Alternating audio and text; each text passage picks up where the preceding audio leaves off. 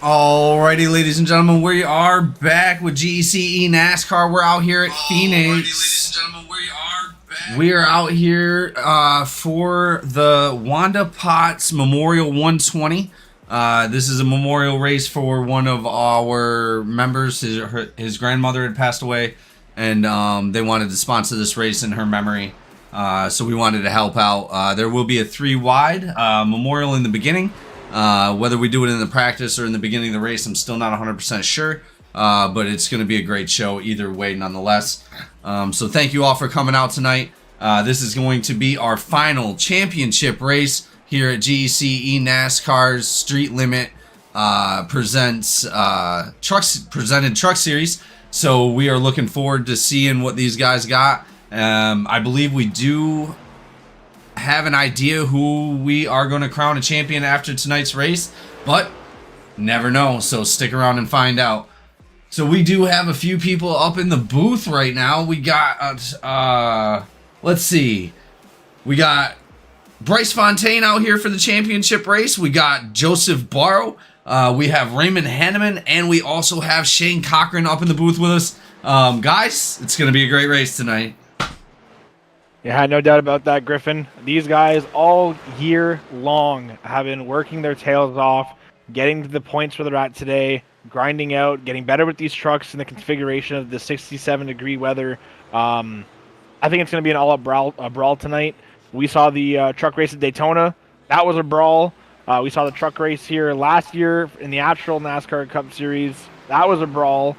Iowa was crazy. I think it all leads down to this, and every man for himself tonight. Well, I've been out on the track myself. Like we were talking to those guys about in the drivers' meeting, this really slippery down at the bottom, especially with those cold tires. I expect to see maybe some self-spins, but really, honestly, I don't expect to see nothing extremely crazy here at Phoenix. A lot of times, this is one of the more cleaner races that we actually run during the season. So I'm excited to see what they got to offer tonight. The good thing about Phoenix too is it's multi-groove. I mean, you get to some tracks here on iRacing, or I mean, of course, in real life as well, and there's kind of really one lane that dominates the race, and it gets hard to pass. But luckily, there's a lot of real estate out here at Phoenix. You've got the apron and the dog leg. You've got, turn one. I mean, everything is so wide here that these drivers can really manipulate their trucks and try to put them in the best place possible to make moves when they need to. So it's coming down to the wire. It's the last race, and I know guys are going to be going for every inch of real estate that they can get to try to get their name to the top of the GEC Street Limit Truck Series.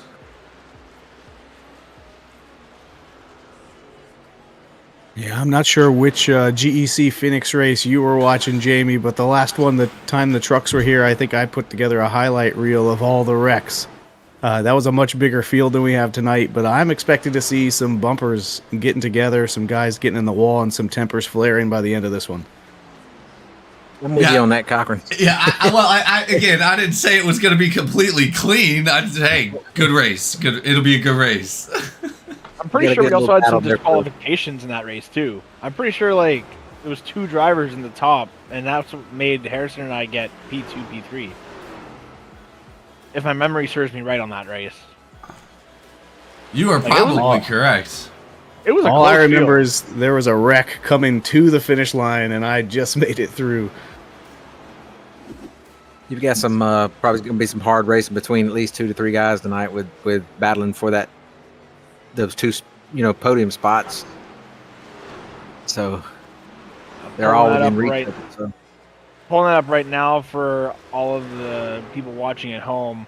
Playoff standings go as in order.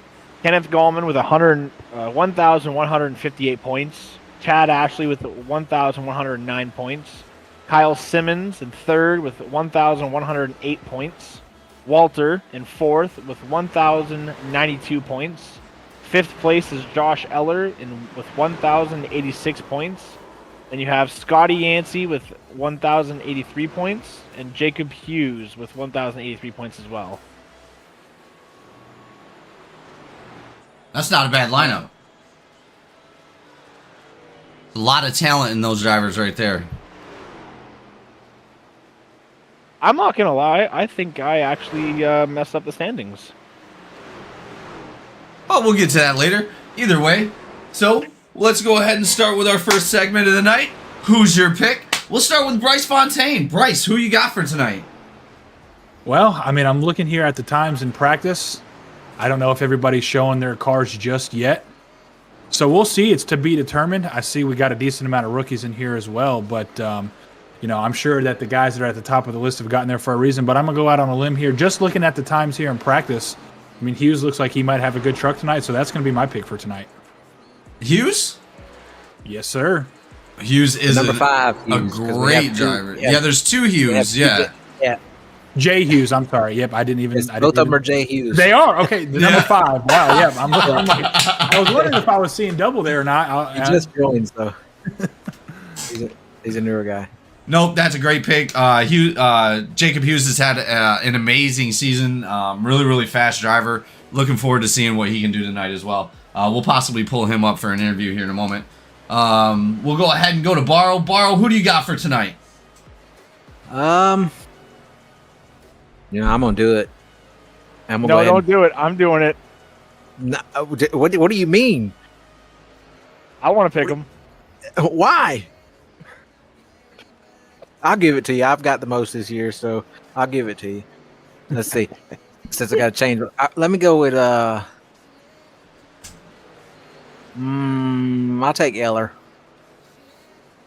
You got Eller for tonight? Yeah, I'll take Eller.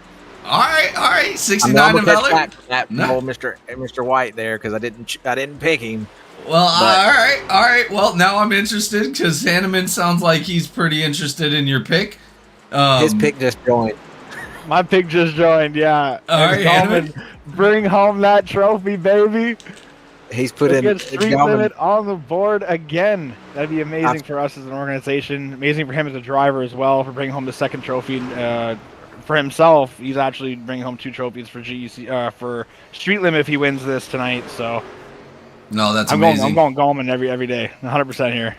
All right. Fair enough. We'll go ahead and let Cochran. Who do you got for tonight? Look, when you come down to a race like this at Phoenix, it's all about your emotions. Can you get zoned in? Can you get focused up? Can you get motivated? There's no one more motivated tonight than the 99 of Potts. Racing in the memory for a family member. I think that's going to push him a little harder than any other race would, and I think he can get it done. You are not wrong. Yes, and shout out to Justin Potts. You know, obviously condolences from GEC and the entire GEC team. You know, losing a family member that close is never great, but he's out there rocking that paint scheme to honor his grandmother. And like I said, we will be having that 3 wide before the race starts. So look forward to that, guys. Good pick. You know what? Since nobody did it, let's see.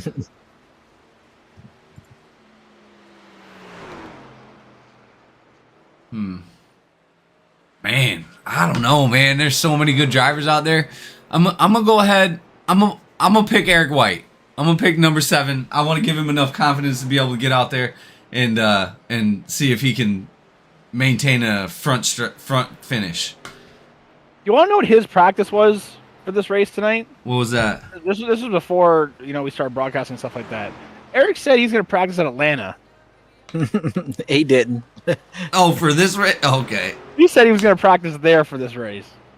I don't know Well- if that's true or not, but That is going to be a disappointment. He knows we're talking about him. You got him flustered. He just got in the wall. Well, and again, Eric, you will do great, and we will see a lot to come for next season as well. All right, guys, so that's who's our picks. We'll go ahead and pull up a couple drivers for some interviews. We're going to go ahead and start with the 99. So we got the 99 of Potts up in the booth. You were Cochran's pick tonight to win, so we're going to pull you up. Obviously, memorial race for your grandmother. Anything going on your mind that you would like to talk about maybe possibly going into win this race, or any kind of strategy, or the reason why this race was sponsored tonight?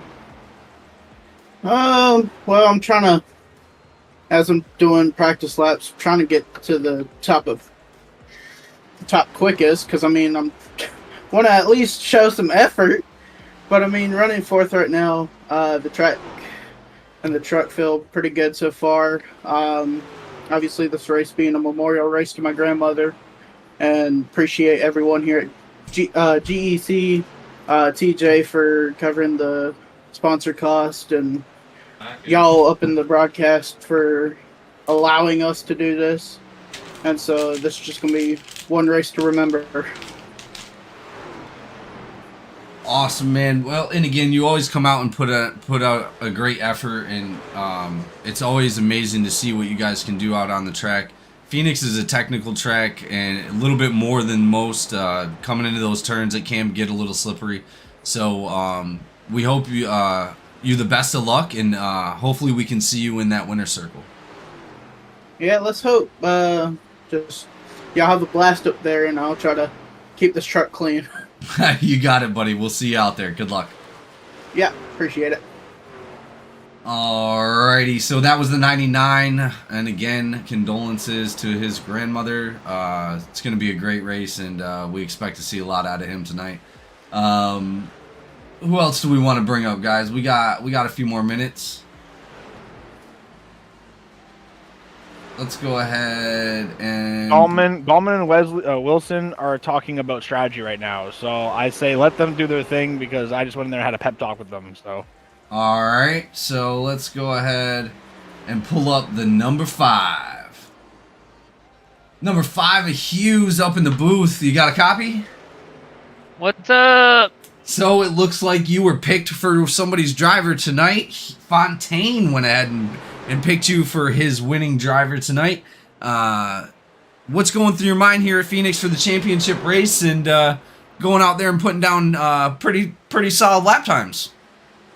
Man, just gonna try to survive this long race. Take it easy. You're not wrong. It's definitely a little bit longer than most, but again, this championship race puts up a lot of points for a lot of people. I believe you are still up there in the standings, Hanneman. Am I wrong on that, or? Eller is 5th in standings. Nope, we're talking to Hughes. Sorry, Hughes. You are 6th in standings. Yeah, so still points to get out there and go get, man. There's still glory out there to win the race.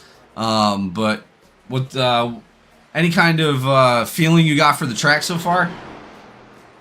Very slippery. Yeah, I went out there and ran a few practice laps myself, and it definitely was towards that bottom section of the track. I was having a difficult time as well. Looks like Gallman just went out there, so we'll let you get back down there, and hopefully we can see you in the winner's circle tonight. Hell yeah, sounds good. All right, Hughes, thanks for coming out. Oh yeah, thank you. All right, that's all the time we have for interviews, guys. These guys are about to go in for their qualifying laps.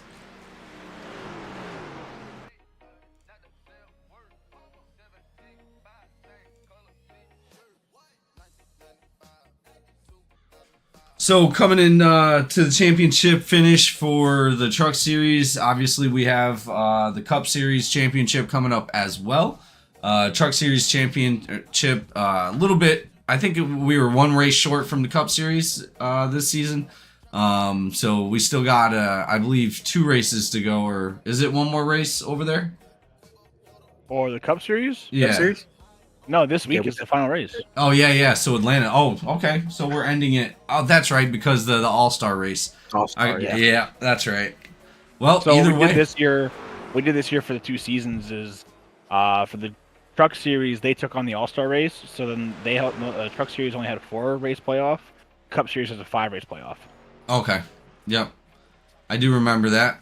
My bad. But we got these guys out here. Eric White running that beautiful number 7. Kennedy in the 3. Looks like everybody's out on the track except for Brad Wilson right at the moment. Let's see who's going to put up that first time.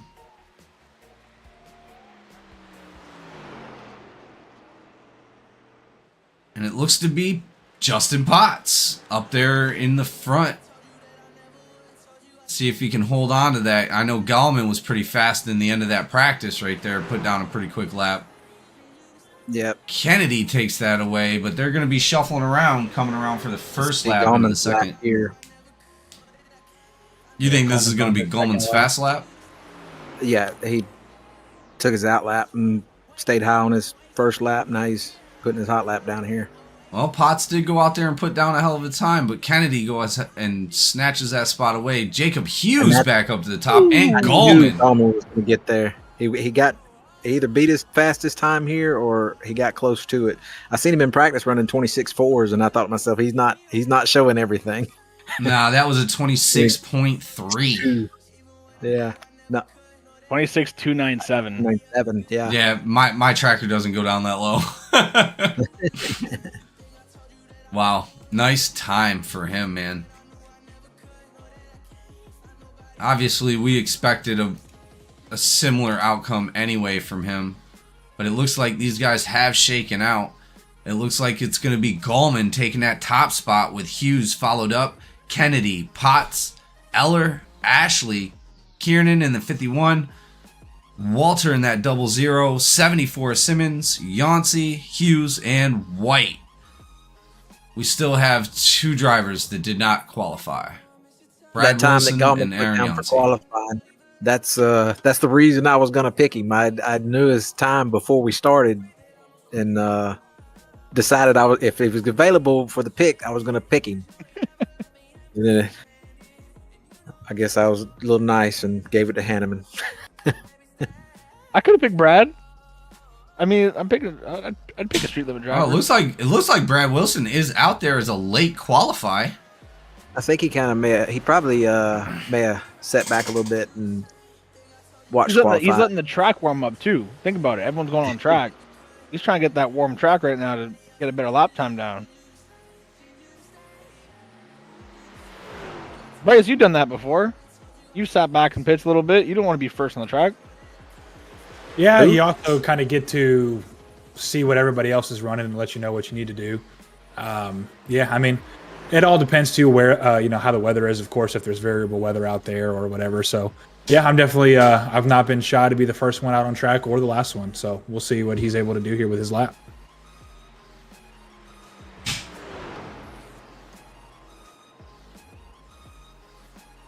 Well, he's zooming. Yeah, he's definitely going to wind up in that top 5 at least. Ooh. Also on that inside wall. Little up Yeah. wide. Saves it. I think he had to check for that.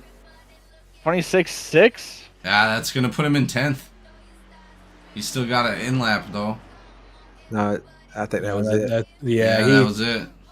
He came in a little hot there, and Yeah. I think he had to check up and really get the wheel cranked to the left to try to make that corner. I think that slowed him down a lot. That's okay. We're going to see these guys grit up here in a moment with him and taking that 10th spot. Aaron Yancey's still not qualifying in that number 98, but we're going to go ahead and kick it over to our national anthem. Thank you again for Shane Cochran. Oh, say, can you see by the dawn's early light what so proudly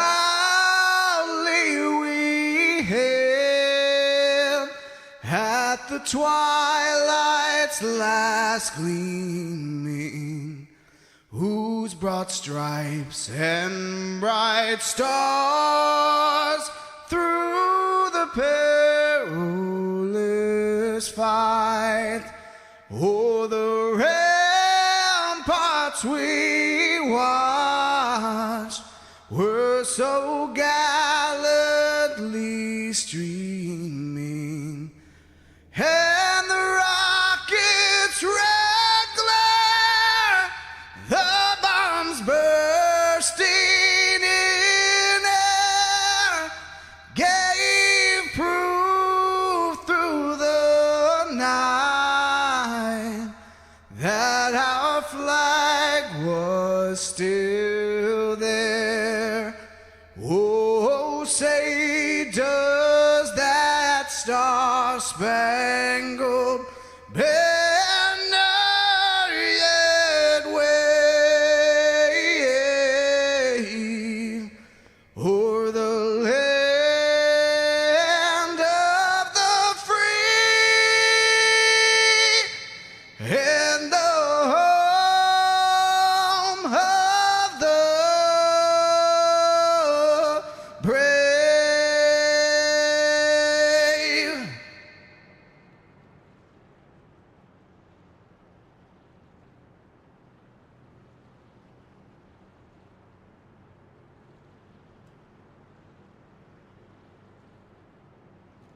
Alrighty, ladies and gentlemen, we are back. We're about to go green flag here at Phoenix here in a moment. They're going to do their 3 wide memorial, and we will be green flag, I think 2 laps.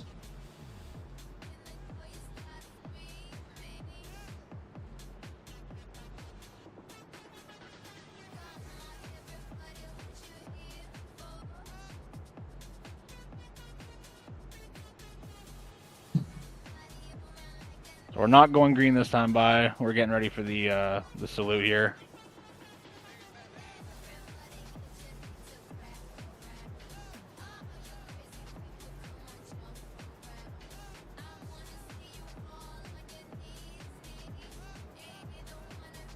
Alright, it looks like they're starting to rearrange for that 3 wide.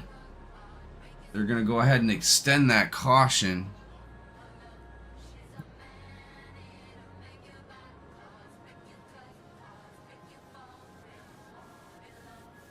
Here we go.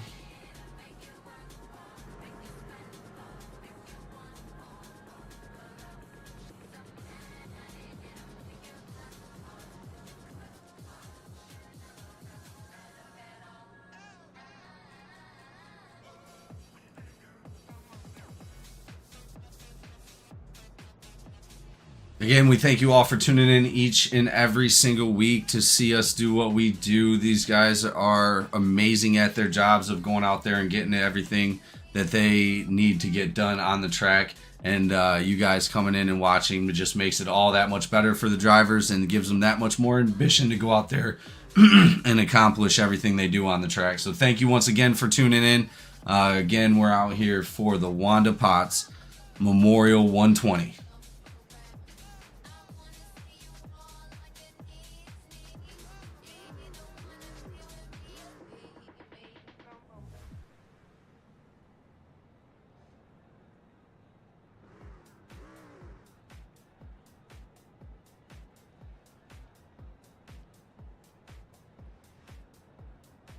All right, they should be getting back to gridding up here in a moment.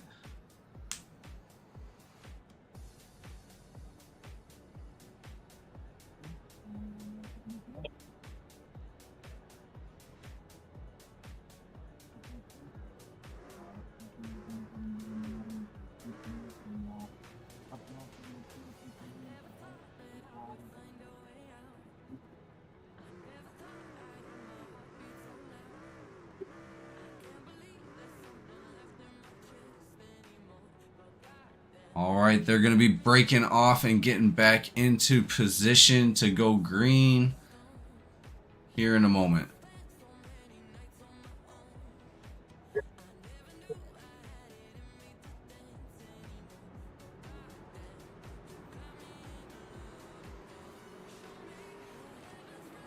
For the final race here at GEC NASCAR, we're out here at Phoenix. It looks like the 71 of Gallman's going to be on the inside, the 5 on the outside of Jacob Hughes. These guys are putting down blistering times in the practice. Let's see what they got out here around these slippery corners. I'll tell you, like I said, I was out here earlier running around in practice, and it was slippery.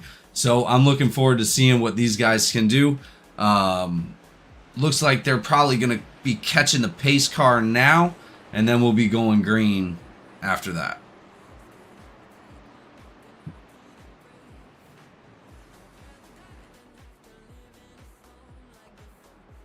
So we do have a few cup drivers in the booth with us today. We got Fontaine, Barrow, Hanneman, Cochran. All these guys are cup drivers going into the final race at Atlanta. here Thursday night. What's going through your guys' mind for that race? Keeping the tires underneath me, that's for sure.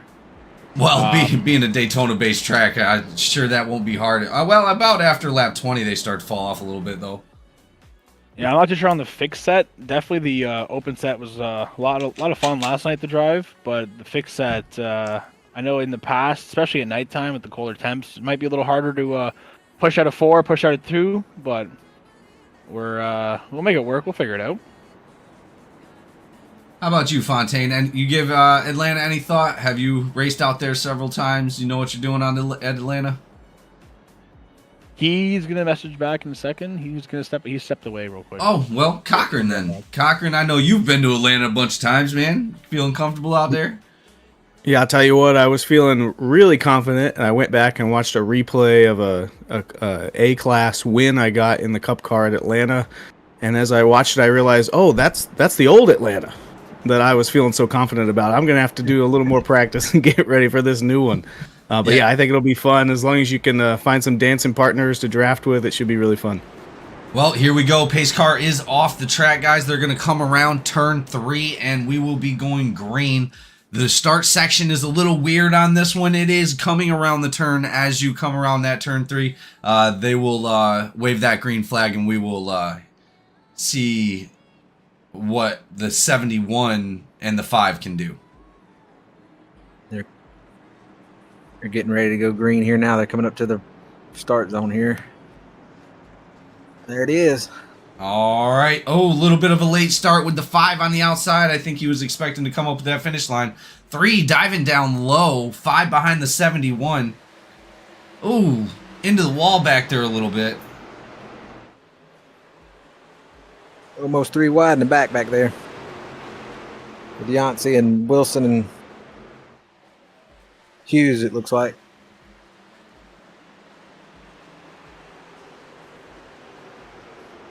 They got it sorted out.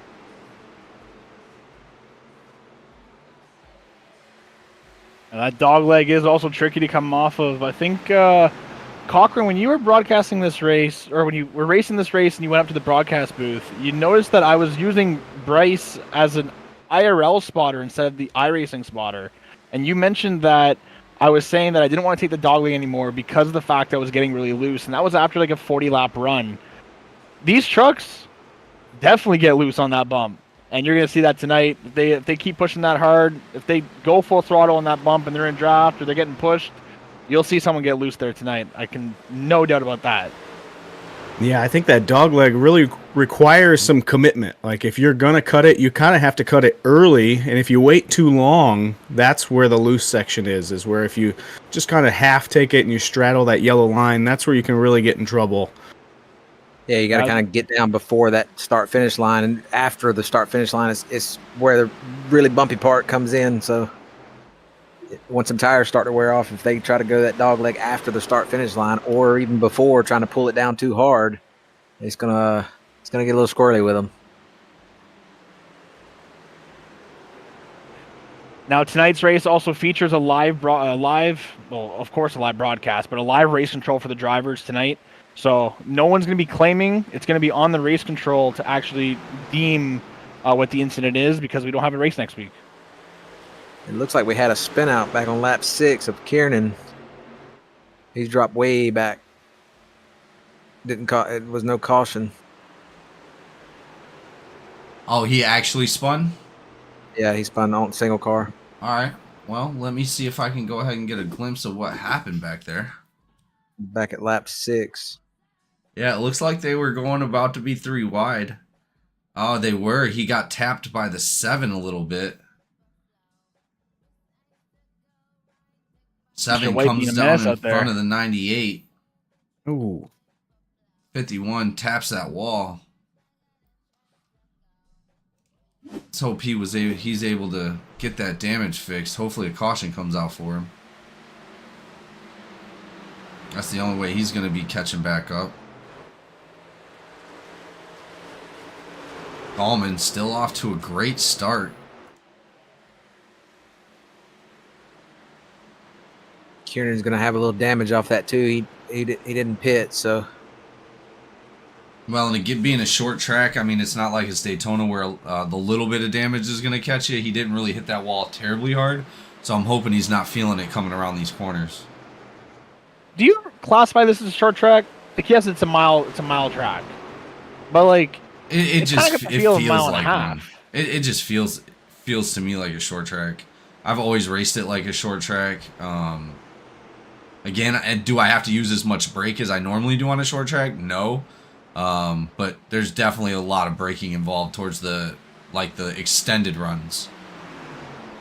Yeah, I think as a longtime Dale Jr. download listener, this is an old argument between Dale Jr. and his crew chiefs of whether or not this is a short track or not. I think as a driver, he thought it was, but as setup-wise, they always argued it drove more like a bigger track like a New Hampshire. Personally, I've always kind of kept Phoenix and Richmond in their own category. They're a bit of a hybrid short track, big track. The tire wear is like a short track, but the speeds and the excitement are like a bigger one. Yeah, that's a Also good way to put it. time. Lap times too, because we're not like short track. You're getting like 15, 18, maybe 20 seconds on a lap time. But here, we're getting almost times you get like Kansas, Vegas, Texas even. 30-second lap times. Right now we're at 26.5-ish throughout the field right now. But when tires start wearing out, you'll be seeing like 28, 29 seconds. You know what I mean? So definitely same timing around a mile and a half, but definitely a lot more. It races a lot more like a short track for sure. 3 into the wall a little bit right there behind the 5 trying to catch up. 5 going out wide, 3 going to be diving down low. Let's see if he can actually hold on to that position. Diving down through the dog leg, he looks like he might take it. And he does. 5 coming in hot behind him. 3 blocking out a little bit.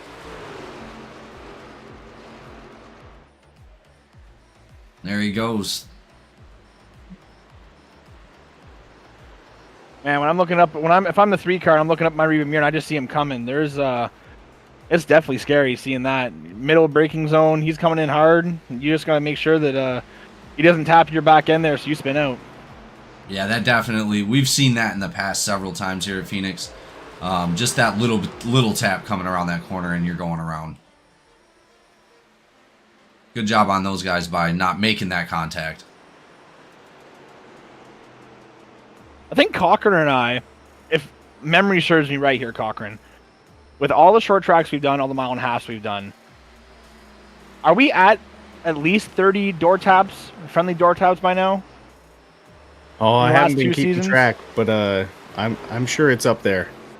I mean, I think, like they say, 4 tires are better, or 8 tires are better than 4. So if you can get your doors together, you can really find some grip there. At least the guy on the inside can.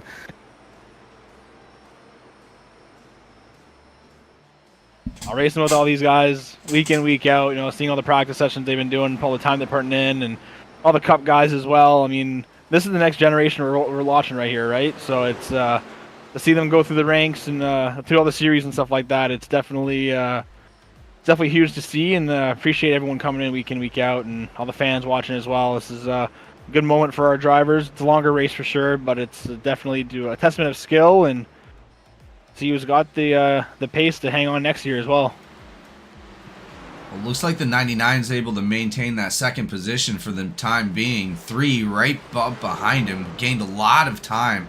But they are both not that far off of Gallman as it sits. They're only about 0.8, 0.9 back. They're on 20 laps now, and the lap 19, I believe 2 cars chose to take the dog leg, which 2 are taking it now, but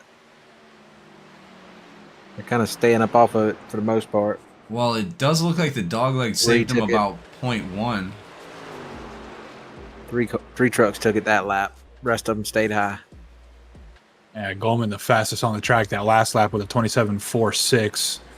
The Potts not too far behind with a 27.49. I mean, really, these top 3 drivers are all spread apart by less than a tenth. So it's getting real close here, and we'll see if they can start to reel in Goldman here.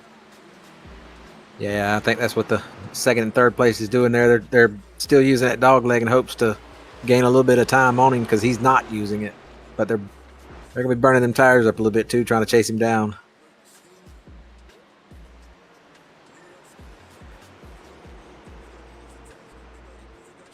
When are they going to come Kieran- down pit road, guys? When do you think they're going to come all together? Are they going to come all together? Are they coming one by one? Nah, not if there isn't a yellow flag. They're definitely going to be coming in sections. And I imagine we'll see that in probably the next 10 laps or so. I don't know how many laps they're getting on those on the fuel out there. I didn't really check when I was in practice. What do you guys think they're getting on fuel out there, Cochran? I think it's Should be right around 47, 48. 47, 48. Yeah, so hey, maybe we'll see them take that a longer, extended run out there. We have 7 sets of tires for this race tonight. Definitely enough tires for fuel mileage we need as well. So should be good. I mean, I think right here, and correct me, you probably said it. I did have to skip out for a moment. What is the first stage? 60, end of 60, 60, 60. 61. rolling Okay, yeah. stage. It's a rolling stage, so it won't be a caution thrown. Oh, okay. So, yeah, I mean, I think if I'm in the situation as these drivers are, obviously at a super speedway or a drafting track, you would want to kind of come in with the pack because you'd be faster that way. But if these drivers can time it out to when they come out and they have a clean track and they don't have to deal with any lap traffic, I think that's going to optimize their time for that in lap, the pit lap, and the out lap. You can really gain a lot of time within the course of those 2 to 3 laps. And if you can come out and not have to blend into any traffic, that's going to give you a pretty good advantage when you come out of the pits. Good update. Potts is now right up behind Gallman. I'm not sure what happened and what slowed Gallman down, but he lost about a half a second on Potts, the 99 behind him. 3's starting to slip back a little bit as well. Potts just found some speed those guys didn't find. Yeah, he's been one of the more aggressive dogleg drivers, as you can see. Yeah. I think also, too, I think Gallman's really trying to save his tire right now. It's Potts is just trying to get up to him. Yeah, he's getting to that point where it's time to really start saving if he's going to stretch it out.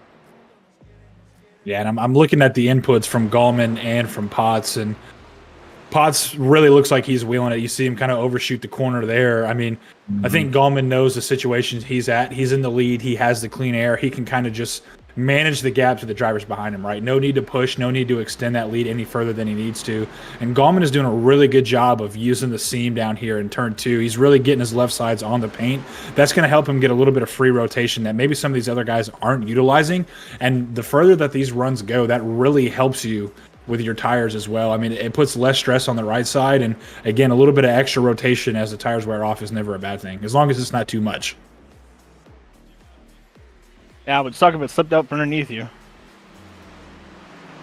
Put that back on that line. Keep going. Yeah, that line there got there in turn 2 got me and Whitehead. We done a spin there, self spin, both identical. Oh yeah, I remember that last season's broadcast. Same exact time, same exact spin, no different. It looked like it was choreographed, I swear. We was out there dancing on the track. 3 now Simmons going catching for a up to pass on 99. Eller. Yeah, Gallman's still the fastest truck on the track. I mean, they're all close. They're still within the 27.7 range, but Gallman ran a 71, Potts ran a 76, and then, Kennedy did run a 74, so the 3 definitely tracking him down. Oh, he kind of went in there a little high on that one, but he was gaining on Potts there. I can say, if we look back at Simmons and Eller right now, they were just side by side battling for the 5th spot, sorry. As Simmons is trying to go on the inside again, sending it deep, able to check up though. Riding high. Oof. Looks like he's trying to rotate into that corner from that high side. Diving back out. Yeah, we see Gallman take the apron now this time around. So he's looking to extend that gap. Potts under a little bit of pressure now. Kennedy going to dive low into turn 2, close call there. It looks like he's going to get the move done for now. We'll see if he can stick it coming off of the corner. It looks like he does get the move, but Potts is going to be looking for the undercut here. We'll see if he's able to make it stick here. It looks like so far so good. He's on the high side, so he is going to get that run down the dog leg. But we are going to see Potts cut the dog leg again. He's been very aggressive with that line. He's still there at the left quarter, going to be close here in turn 1. But it looks like Kennedy has cleared him. Yeah. Simmons overdrove that turn there. What I was gonna say, he's completed the pass for 5th. I think, yeah, 100% he's at the pass now. That was a tough battle for the last 3 laps. Ooh, Kennedy taps the wall. Yeah, you can really see these drivers are really going for it, and I wanna ask you. I know you guys have been in this situation, Cochran. If you're out here on track, I mean, how important is it to get a pass done quickly, right? I mean, you look at these two guys here with Kennedy and Potts. They just in those 2 or 3 laps of battle, and that gap is now almost doubled from where it was. So, how important is it to get the pass done cleanly, but get it done effectively, so you don't lose too much time? I mean, it's just like you said. If you're battling Kennedy, you're just losing time to Gallman. Whether you're in the front of the pack or in the back, track position is going to be important all night. And anytime you're battling someone, both of you are slower than whoever you're chasing. So you've got to kind of pick your moments to battle someone and hope you can get right around them with a slide job or something, or a door bang if you need to. Well, that allowed Gallman to get over a second on those guys in second and third. We have our first comer right now, Eller in pit road. Yeah, I think he went as far as he could there. 36 laps. That's not a bad. We are in that pit window we did discuss. Yeah, I think the secret advantage here is if anybody thought enough ahead to be saving fuel during that 3 wide tribute, that might give you a leg up here if you need it. Yeah. Absolutely. And that's the advantage that Gallman could get being out front, right, as well. I mean, again, all he has to do is just manage the gap behind him. You look at these two guys, Potts and Kennedy. We've seen battles throughout the field.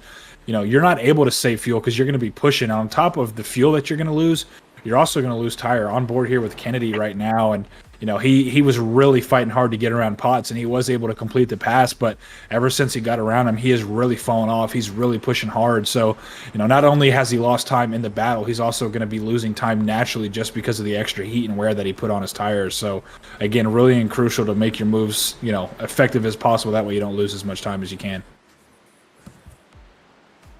And you're right, there is a significant gap between Potts and Kennedy at the moment, and that's going to give Hughes just a little bit more of opportunity, but unfortunately Hughes is also about 6 seconds back.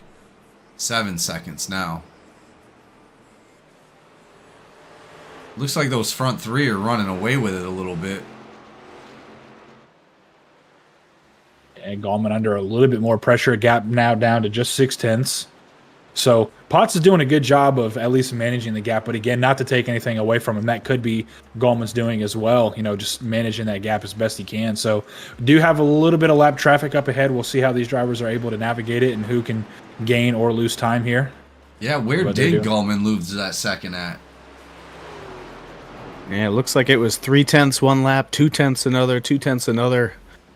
I got to think he's just kind of saving and only pushing when he has to.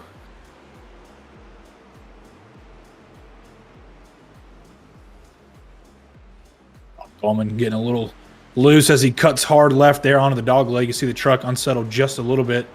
We've seen Potts use the dog leg pretty aggressively as well. It doesn't seem like he's fighting that just yet, but Gallman made a pretty hard left there to the dog leg, and you can really see it upset the truck.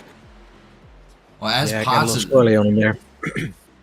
Potts has been coming around, hugging that bottom line and just cutting that dog leg real early.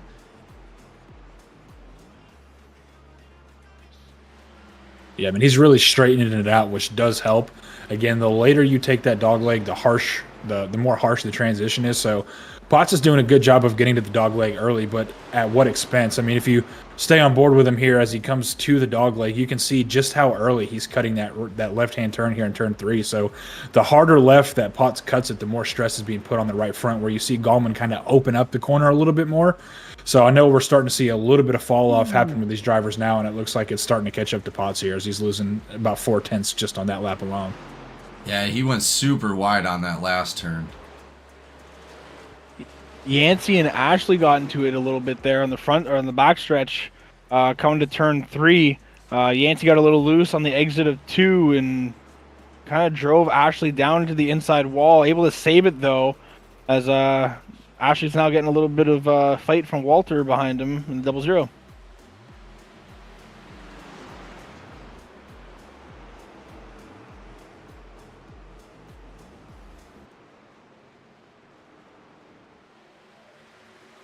what I love about Phoenix is that there is so many battles that can be taking place. It is so hard to figure out, what to watch at what point in time because there's just it's just an action-filled track. And Gallman's coming in. Gallman's pitting? Yep. Yes, sir. And everybody else stayed out. So that is going to put Potts up in the lead. Let's see when he's going to decide to go down. He's got to be almost there, right? Oh. Who was that just came in? Ashley? Actually. Did he get a... Cochran, did Ashley catch a black flag on that one? That's what I was looking at. I don't think he did. Yeah, I don't Maybe know. I got slowed down in time, but it looked like he come in hot.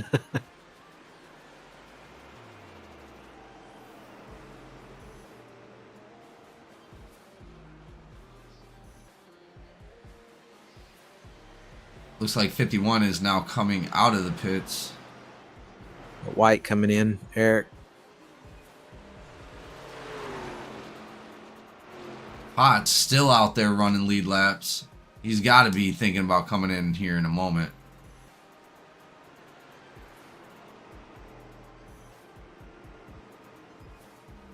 Yeah, I think Ashley was okay. I went back and looked at it. The timing cones are actually pretty deep into the entrance. Here comes Potts. All right. That's the next leader. The only two people that have not pitted yet is going to be Jacob Hughes and Scott Yancey.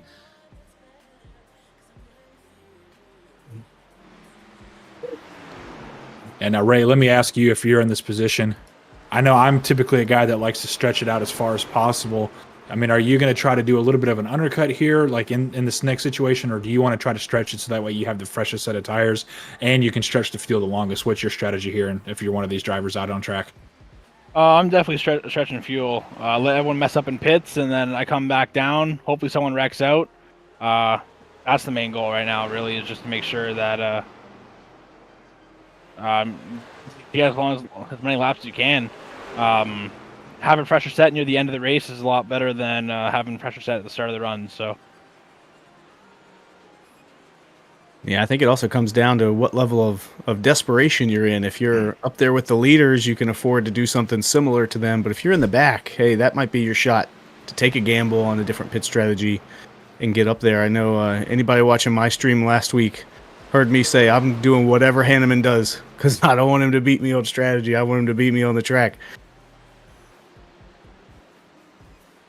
I had a lot of fun last week. I definitely shot myself battling quite a bit with Bryce there, but we made it fun, made it interesting. No, Yeah, I had a hell lot of of fun. race. Until I didn't, All in all, I mean, again, it just goes to show, though, I mean, how hard that, we're able to race across all of the series here, I mean, in GEC. I mean, like you said, Ray, we were battling probably the hardest I've battled in a long time and able to keep it clean and still be out front. And, fuel obviously played a part in that race as well. So we'll see if it comes down to that here in this race. I mean, Gallman really trying to put the pressure on now to get back towards the lead. He's definitely the fastest car out on track right now since the pit stop. So It looks like Potts, though, came out in front of him. Potts is going to be about 2 seconds ahead of Gallman at the moment. yeah, but he just got real loose there off of turn I've seen one. that. Or two, excuse me. He's going to have to calm down and just maintain his own line because Gallman almost just took a whole second off that time.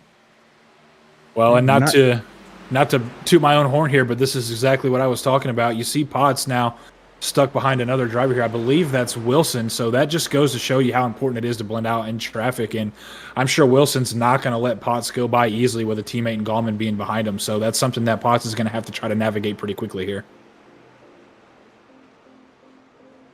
I think Simmons got a black flag for speeding in pits. Yeah, I've seen a few of them come in there they came in kind of hot.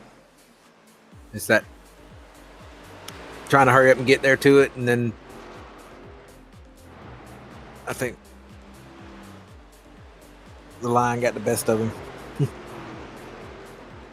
Yeah, it's really kind of different pit road here. I mean, turn 1 and 2, not a lot of banking as it is, and then to have to kind of dive down and make a hard left onto the flat surface of the apron. I mean, definitely can be tricky. I mean, hell, we saw it last season in the real life NASCAR. I mean, even the pace car couldn't get down pit road cleanly. So definitely a little bit of a tricky pit road here at Phoenix, that's for sure. Yeah, when you're coming in there and you come trying to hurry up and get there to it, and then you come up around that turn there and you're still turning. If you're too fast, it's hard to just slam on brakes and, get down to pit road speed before you get to that line without losing it. And on the other end of things, if you're too conservative, you can lose a lot of time too. I just went back and watched Gallman's pit entry. It looks like he was down to pit road speed about 100 feet early, and that cost him about 3.5 seconds more on pit road than Potts. Still with 3.5 seconds, I think he was 0.8 in front of Potts before pit cycles, and now he's only 0.7 back. I mean, that's not bad. All in all, I think Gallman still had a better pit stop there. Yeah, I mean, pit road, man, it's so important, especially under green flag pit stops. I mean, of course, under yellow, when everybody's putting together, time matters. But when everybody's up to speed and they're flying around the track with green flag pit stops, I mean, 1/10 can translate to 2 to 3 seconds in a green flag pit cycle. It's very important to minimize your mistakes and minimize your time on pit road. And that's the thing that a lot of people don't realize.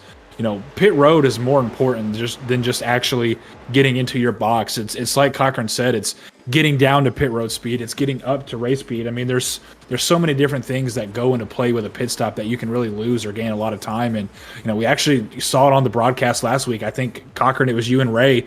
I got shuffled to the back there, and I think I made almost about a whole second on pit road entry. So there's a lot of time to be gained and or lost on pit road. And, we'll see how these drivers continue to manage that over the course of this race. Yeah, I can't count on either of my hands how many times I've been in a race and realized about 30 laps in that, hey, I didn't practice entering pit road under green flag conditions, so I'm going to have to play it really safe.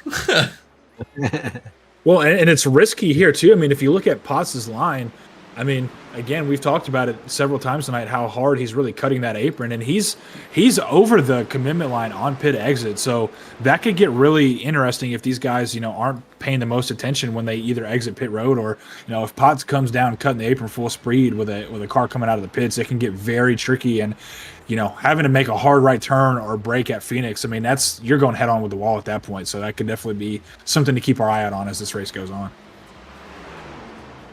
Looks like the 71 getting into the 7 a little bit right there. Trying to get around him. He's going to lose a bunch of time right there to Potts. Big checkup. 7 got loose coming out of 4 there. I mean, taps the 3s. Everybody's still okay.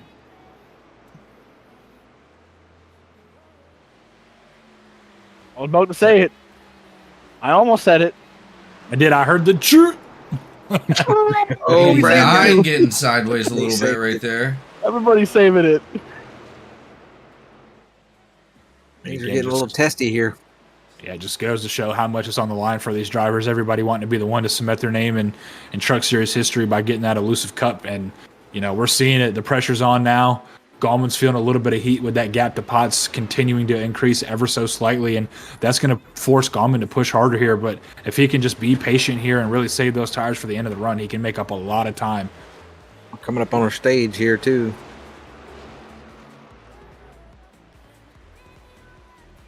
Stage was what again? 60. 60. 60? Did we see who, if anybody took that's tires stage or if right anybody there. didn't? At this stage. So looks like stage was. I'm sorry. What'd you say, Fontaine? Do we know if anybody took tires or if anybody didn't take tires on that run? I wonder if maybe that's playing a little bit of a factor in some of the gaps we're seeing out there on the track. Man, looking at the pit times, everyone's 14.8, 15.1. I don't see anybody with anything under 14, so I'm thinking they all got 4.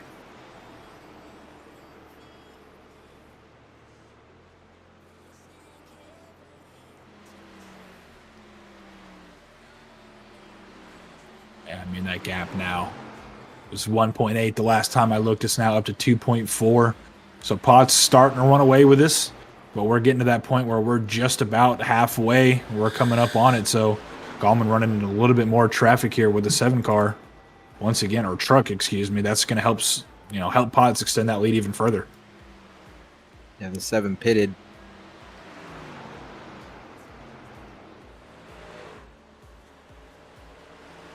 Well, to even come out here and run lead laps on your grandmother's memorial race is a hell of a accomplishment all in itself. But he's out there actually doing his thing. There's a possibility he could be in the winner's circle tonight. White has a black flag. He must have, I don't know if it's speeding on pit road or what. And Ray, how important is it here right now if you're Gallman to try to stay composed? I mean, it's obviously tough to do, but you're looking out of your windshield and that bright purple truck is just continuing to get smaller and smaller. How important is it to just run your race and not try to push too hard? Because the harder you push, sometimes the bigger that gap can get.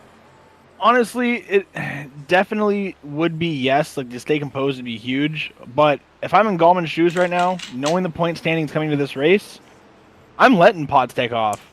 I just got to stay in front of Ashley. Like, being 46 points ahead coming to this race, I mean, he's already got the chip locked in. He just can't wreck, and he's already got stage points. I mean, I think so far he's led the most laps. It might be taken away if Potts keeps up this good pace he has right now. Gallman does have the fastest lap with the 26.5. I mean, points going into his way, it's looking like it's swinging Gallman more than anything right now.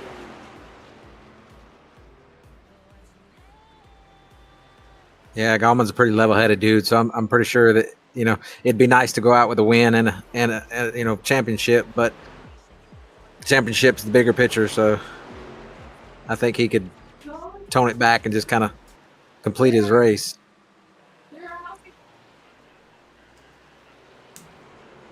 Don't get me wrong, though.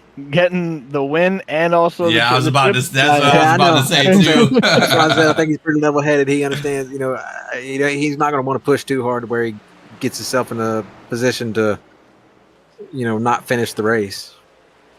Drivers have at least 2 more pit stops, right? So maybe 1 if you could stretch it all the way. I think 1 more pit stop for sure. I don't know. Like, what if Potts speeds on pit road? Right? There's still way too much time right now. Just staying calm, cool, collected though in your truck, running your line that you've been practicing, and you know, maybe if you have a spotter helping you out as well, kind of giving you the points here and there. There's a lot of things that can happen. Like, I think in our cup race, after stage 2 is when I started to actually calm down and race my own race, and it worked out in my favor, thanks to you, Bryce. So like, there's a lot of little things that could happen still to come with only 52 laps left in this race. So yeah, there's still a lot of racing to go.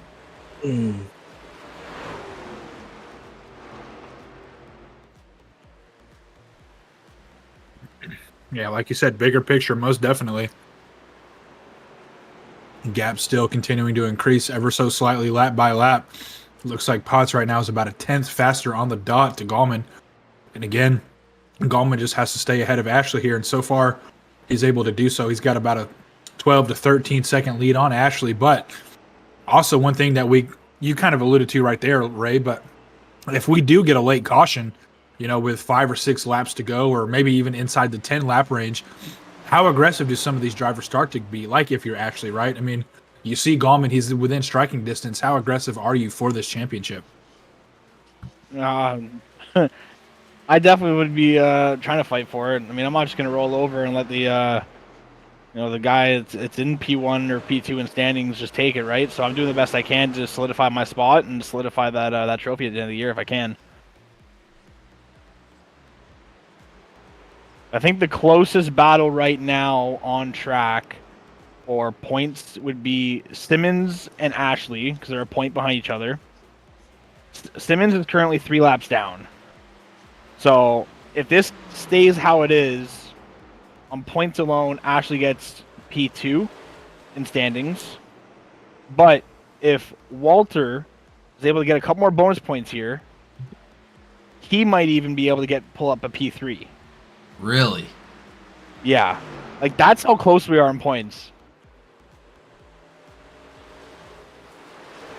I know a lot of people are critical of the playoff format and the real life, cup schedule and even, the other series as well. But I really do think it adds a lot of drama and just a lot of different layers to a championship performance, right? I mean, you see sometimes back in the good old days, as some of the old heads would say, sometimes the driver would have a championship won with 4 or 5 races left, and this kind of format really encourages close racing and just how important every single race and every single lap is of every single race, and it really helps get these battles closer when it comes down to crunch time. Oh, we do have a caution. Trouble. That is gonna shake things up a little bit, ladies and gentlemen. We are gonna.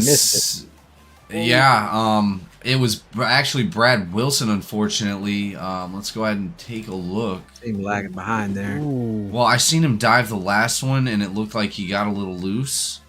Yeah, it was he and the 24 getting together. I'm not quite sure who got into who, but they were both going to the same spot. Yeah. I think Brad Wilson came down more than Yancey came up. I'm going to have to claim that on the 89. Well, the unfortunate event right there. Yeah, I think he probably thought he had him cleared. Well, to make things even more interesting, we're super close. Well, I take that back. I was going to say we're super close on our number, but I forgot how to do math there for a moment. But that does help them extend this fuel run a little bit longer. But now that just means that the fuel, that window is going to push even further to the finish. So that's really going to make that last pit stop very important. And it may put a couple of strategies in play that weren't in play before. No tires, 2 tires. Well, do you think anybody's actually going to be able to do it after this? Are they going to be able to go the whole way? I don't think so. You're looking at what, 40 laps? Man, I'm telling you, I'm thinking they might be able to make it all the way, and these are the kind of ways I like to win, man. I'm telling you, they might make it all the way. Yeah, Hughes made it 50 on the last I was about run. to say. Potts did 48. Gallman did 45. You can absolutely make it from here. These guys. The question is, you think they'll be going in for any tires? Because it's going to be hard racing from here on out. Do you think they'll have to go in for tires instead of fuel? Well, Potts and them guys didn't have to, and they were still running fast. I don't know. I think they're going to put it all on the line and keep going. Yeah, I mean, I think too, right? I think it depends on. I mean, if you're naturally having to save a little bit of fuel, if you do it the right way, you're not going to have to use up as much tire. So maybe that doesn't come into play here. Maybe some of these guys that want to stretch out the fuel, maybe they don't have to take tires. And obviously if they stretch the fuel, they don't have to take tires anyway. So I would imagine you're going to lose about a lap to a lap and a half on pit stops if it stays green. And I don't think you're going to be able to make that up. So we'll see what happens. Pace car off the track. We're double file. 99 on the inside, 71 on the outside. We're about to go green flag racing here in turn 3. We got guys trying to catch up here too, and got 2 in the pits.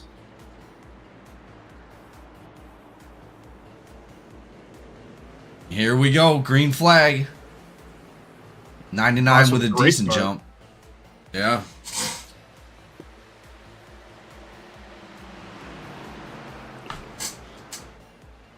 Now that he's so close, I don't think Gallman's going to let him go. No, Gallman's supposed to put that pressure on Oh, him right now. 3 looks like he went sideways. Cold Overcorrects tires it. got him. And see, this is where, as a driver, things get tricky, right? Because it's hard to get into a rhythm when you have multiple cautions, especially when, you do get a 30, 40 lap run.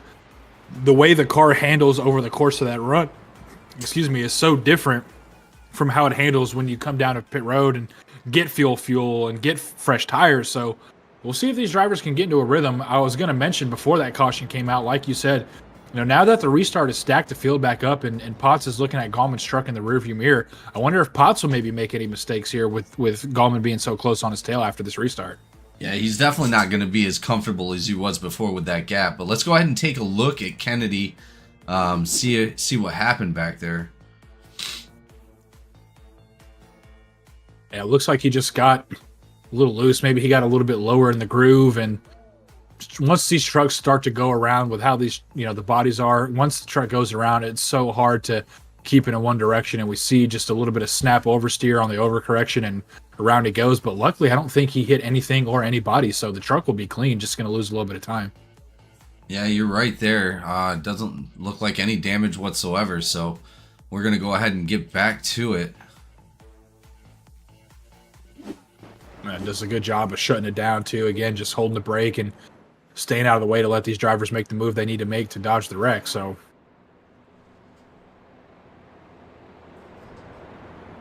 a little bit of pride maybe lost, but all in all, nothing else. Just pride and track position there. Again, does a good job of keeping it clean though. So props to him for keeping it out of harm's way.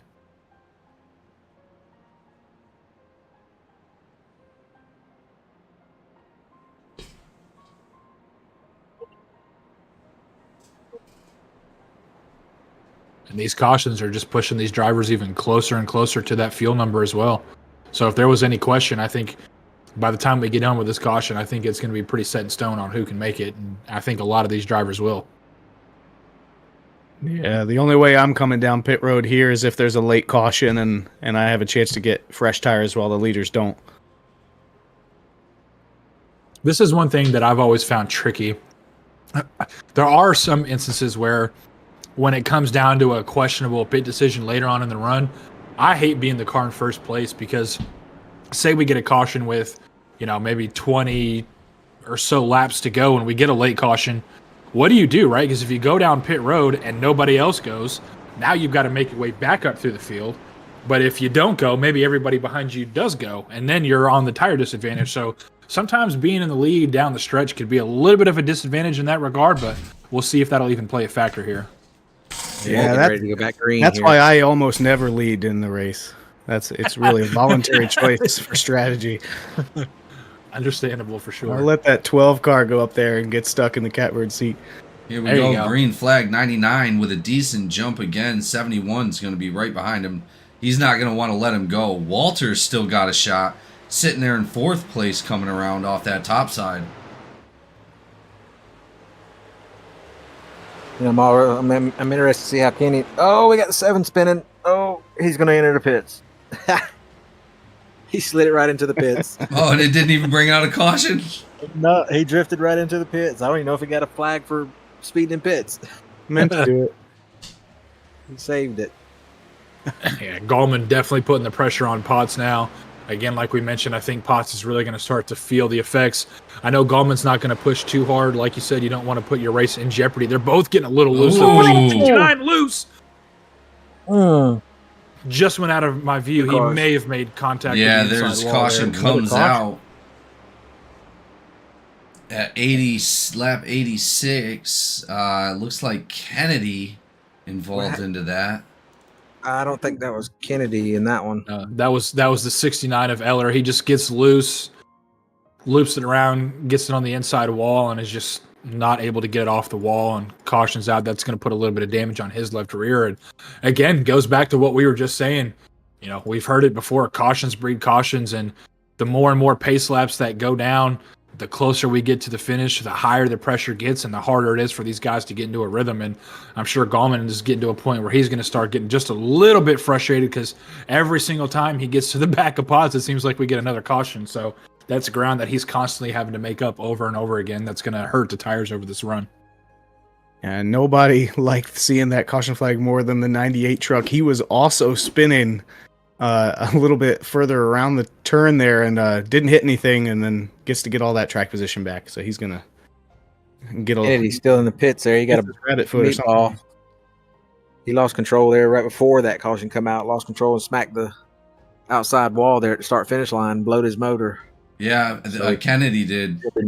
Yeah, he's going to be multiple laps down. Well, 98 of Aaron Yancey got sideways, and Eller as well, like you guys were saying. There was a few incidents that weren't even with each other on that last one. So I think it's really important to note here.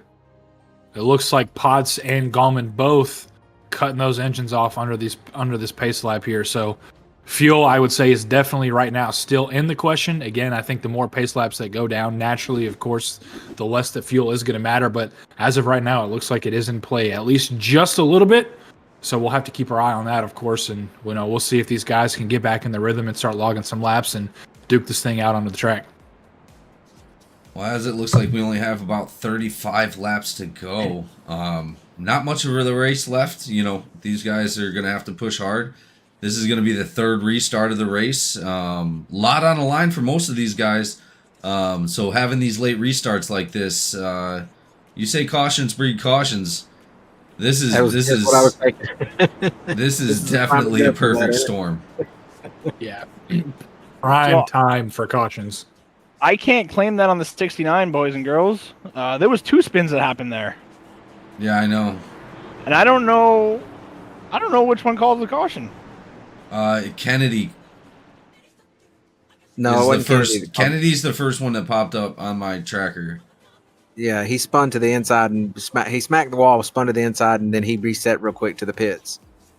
And I would say that would probably be on Eller, right? Because he gets to the inside wall, and then he kind of just gets glued to the wall, and I mean the truck was facing backwards back there. What is Wilson? I think missed his start there.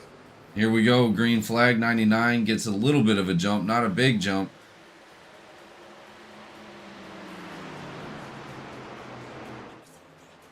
All I can say for race control, it's getting hectic now. These cautions got to stop. Yeah, I mean intensity just continuing to pick up, and again, you get all this intensity, you get all this adrenaline coming down the later stretch of the race, and you kind of just have to sit there and log a few laps under caution. It really kind of allows you to get in your head a little bit, maybe start overthinking what you're going to do or what your strategy is. So I think we're probably at least going to get, I would say, 1 more caution for sure, maybe 2 as this race goes on. Well, Hughes is back up into the front. He's in 3rd place. We're trying to run down the 71. 71 is going to be right behind the 99. Yeah, I mean, Hughes in good striking distance as well. If something were to happen here between Potts and Gallman, Hughes is going to be in a great position to try and capitalize on any potential errors or even maybe some slight contact, as we see Gallman now just barely getting to the rear bumper. Applying that pressure. Well, we've seen what it did last time. Low. Yeah, Potts looking low, trying to protect the bottom here. Really important.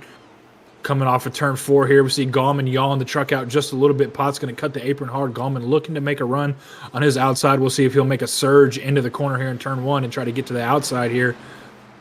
Just not quite, but he is going to perform a cutback. We'll see if Potts can shut the door. Yeah, it's getting close. Intensity's wrapping up here. Gallman on the bumper now. Gallman keeps looking to that outside. Yeah, Gallman really having to check up there in 4 to avoid getting to his bumper. Yeah. I think Gallman's just applying that pressure, like he is, to hope for a mistake in Potts. Trying to get him to push a little harder and harder until he makes one. And I really wonder what the separating factor was, because, I mean, we saw Gallman almost walk away with this race for the first half until the green flag pit stops, and then it looks like Potts was kind of able to do the same thing from there. So I don't know if something happened here, if there was a mentality change or what, but either way, these drivers are battling hard out here. While they're battling, they've still pulled up a second over the guys behind them. So they're battling hard, but they're still moving pretty quick here on the track. I know a good chunk of that gap was the 71 trying to get around lap traffic. Without that lap traffic out there, it looks like these guys are neck and neck. Yeah, he's... I do know one thing. I'm in the chase view right now looking at Gallman, and there is definitely some heat being put in that right rear tire, but better the right rear than the right front. He's really yawing that truck out, trying to use every ounce of mechanical grip that he can, and now this is going to get real interesting as we have a lap car. Gets out of the way, though, lets these drivers fight it out. Stays high there, but are they going to get around him before turn 1 here? He's not exactly out of the way. No, he's not. Gallman going high here. Ooh. Ooh. Yeah, that really threw Gallman off. He had to really check up. Kept that high. He's neck and neck with Potts here, but yeah, I don't he's know there. what that car's going to do. Yeah. They both run a little wide here in 4. Pot's going to have a little bit of the advantage being on the inside here for the dog leg, but Gallman gets a great run through the dog leg. We'll see if he can surge on Potts here in turn 1 and 2. Looks like he does, but Potts going to roll the center really well. Gallman gets a little loose. That's going to put Potts back in front for now. So, yeah, these drivers are battling hard here, and although Gallman just wants to get the championship, I'm sure getting the win for this race would put the cherry on top.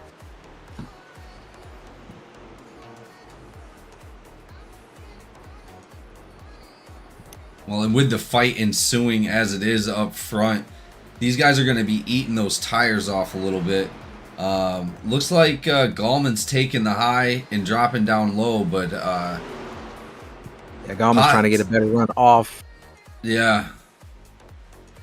Potts is just squeezing that down low, so I'm interested to see how those left tires are going to wear. Yeah, I mean, again, Gallman putting a lot of heat in the right rear, but I think it's definitely better to get the heat in the right rear than the right front. I would say if Gallman doesn't make the pass here within the next 5 laps, I think he takes about 2 or 3 laps, kind of chills out just a little bit, let the tires kind of come back to him a little bit, and then try to attack again. But as I say that, he gets to the rear bumper again, so Gallman definitely has the speed to get by Potts. He's just got to try to time it and get a good run here so he can clear him. Phoenix is a track that definitely can be tricky to pass at, and we're seeing it here now with Potts and Gallman. Well, they're out here putting on a hell of a show with only 23 laps to go. Yeah, see right there, Gallman is trying to go for the cutback, and it looks like he's on his inside here. Yeah, he gets it. We'll see if he can hold on to it here in 3. And I was just going to say before Gallman got there, Potts is doing a really good job of parking it in the center. Gallman trying to do that cutback, but with Potts parking it there, it's really hard for Gallman to get the undercut. He comes back by him. Potts is back out front somehow. He's been running that low line so long, he might not have realized how fast the top was. I think Gallman had to check up there in 3 and 4 too a little bit because I think he went in there a little hot. Yeah, I mean, again, Potts is really parking it on the center, so that makes it harder for Gallman to get by him, especially you really see him using the diamond in 1 and 2, again, trying to drive it in a little bit deeper and get that run, but the closer and the further back that Potts parks it on the apex, you'll see here now, Gallman's going to have to really check up to get underneath him, and it's just going to lose him that momentum that he needs to get back to him here. It did seem... Go ahead, Joe. He's on his inside again. Yeah, they're both pushing. It did seem Potts had a little bit of a better, longer run on those hot tires than Gallman did in that gap, but it doesn't seem to be the case now. Yeah, see, I think right now, as we see Gallman drifting in it, Ooh.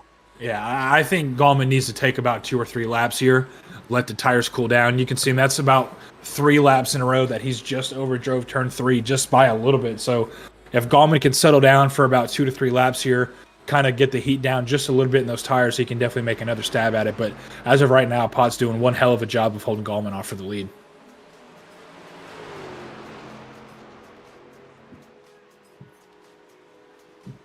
See, I believe that's Simmons down pit road.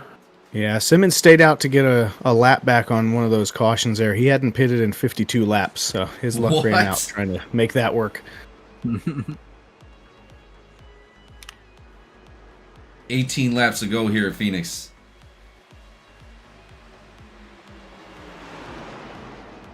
Ooh, side by side with Walter right there, the number 5 of Hughes.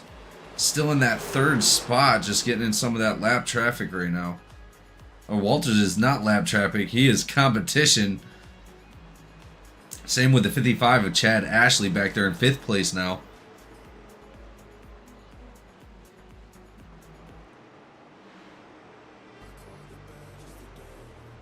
Yeah, and here we see Gallman starting to fall back just a little bit. He does have a faster lap than Potts on that last lap, but that gap is about 3 to 4 tenths now, kind of hovering around that distance. But Gallman is really driving it hard into 3 and 4, and I think he's losing a little bit of time there as well as some tire. So he's also not electing to take that dog leg. That's going to lose him a little bit of time as well. But maybe at this point he's realized that he's just got to try to keep the tires underneath him, and maybe he's going to try to make a late surge here. Well, the last thing he wants to do is make a mistake and let Ashley get up there to pass him.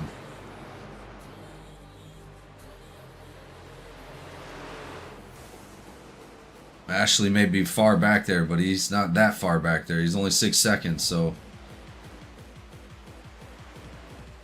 Yeah, I mean, you'd have to make a pretty deadly mistake, though, to lose that gap. I mean, as long as, I mean, again, like we said, if Goldman keeps it on the track here, rather he finishes first or second, he still gets a championship as long as Ashley's not there. So I think Gallman is starting to realize that a little bit now as well. You see him, he's starting to hit his marks coming off of 4. So I think Gallman's starting to recognize what's at stake here.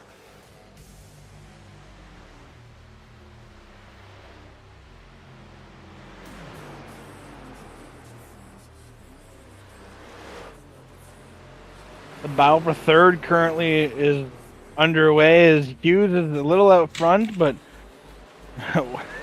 the double 0 and the 55 side by side behind. They were 3 wide going to turn 1 there. Definitely this is a battle and a half right now for third place.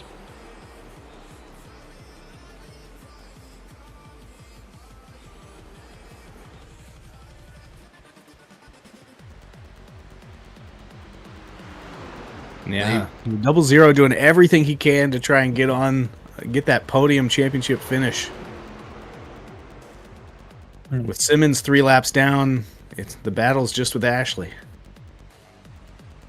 And I want to take a second, too, to give credit to these guys. I'm looking here. We got 14 cars on track, 9 of them rookies here in GEC Truck Series for this season. So hell of a job by these rookies coming out here and showing them, showing everybody what they're capable of here. And I mean, it's just, again, another great job from them. Actually, there's 13 rookies on track. I mean, I know I'm blind, but did I miscount? Well, So here in about 11 laps, they won't be rookies anymore, brothers. True story. Other pots are rookies that joined in late from the series. Hughes is one of the newer drivers in the 20 car. Kennedy is also a newer car that joined in for tonight's race. The only one that's not a rookie here is Eric White in the 7 car. Really? He's one of the longtime drivers here in GEC. Sources on the street say he's the only reason why Burrow won his championship. Oh, shots. Man, please. Hey, all I'm saying, Ray, is you're shooting a lot of shots here. And I believe you're fighting for a championship on Thursday as well, so you might want to keep that lip shut just in case. You never know what's going to translate over. You know how I like to change the outcome of championships now. Keep talking. Oh, he does. That's right. Man, I had a hell of a win at Michigan. Hey, I can say bought. I can be bought. That's all I'm saying. all I can say though, I do appreciate Farrell from last year because you did help me win that championship. Love that netco between us. Yeah, and keep in mind, anybody watching, he won that by a single point. Something Yeah, it like was that. definitely some drama to the end last year. Yeah, it was a wreck at the line. It was as close as you can get.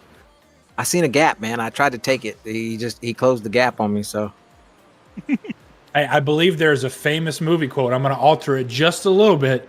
It doesn't matter if you win by 1 point or 1,000. Winning is winning. So 1 point is all it takes. a dub is a dub. And again, I can be bought. Just let me know. Maybe we put a bounty on Ray Hanneman for the championship race here. Okay. I'm pretty sure you can talk to a few drivers that might do that. We don't need any asterisks next to my championship, okay?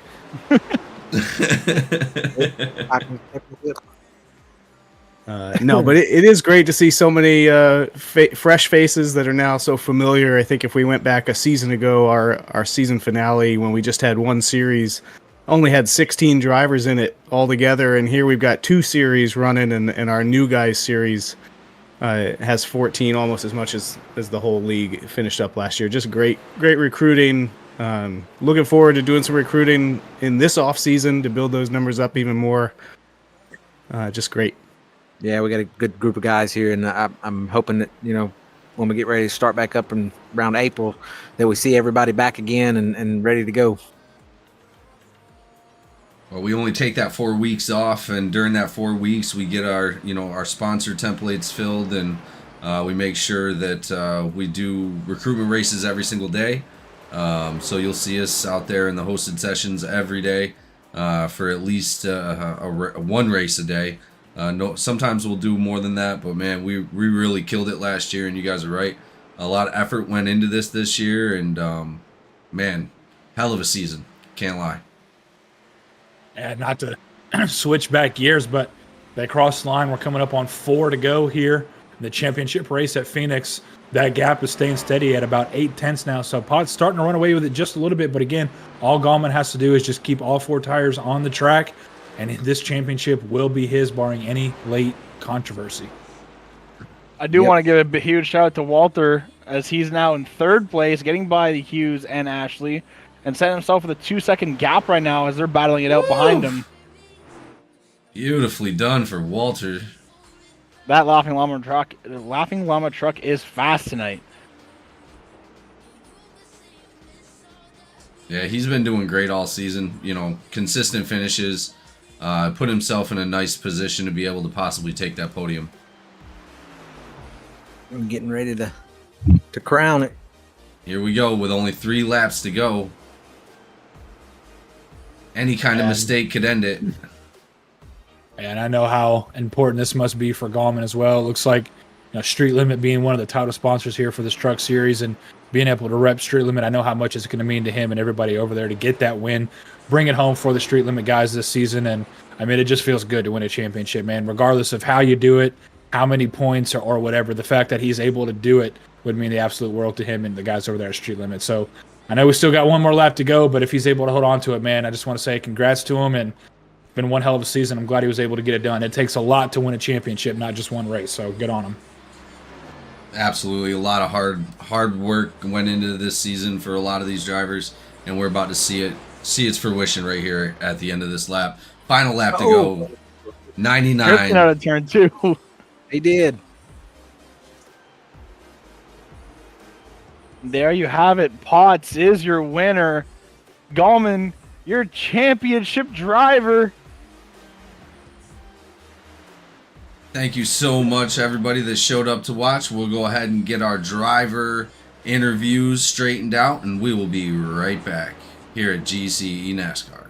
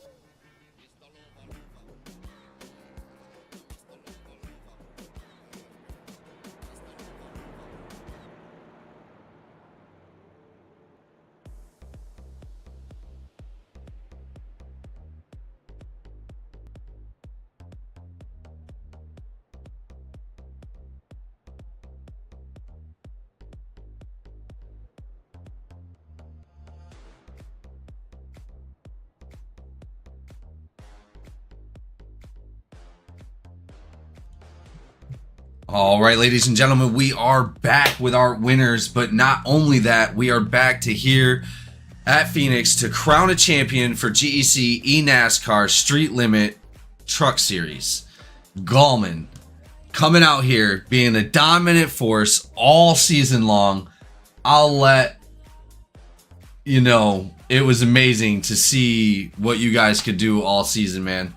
Gallman coming out and just stealing it away, man. How does it feel to come out and win your first championship for GEC? It feels awesome. Every We're prepare every race, and a race to race, and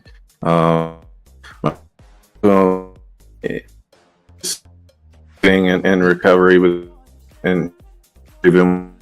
Seems like Gallman Stamp. actually we're having a communication error. Is anybody Can you getting hear me? that lag on him?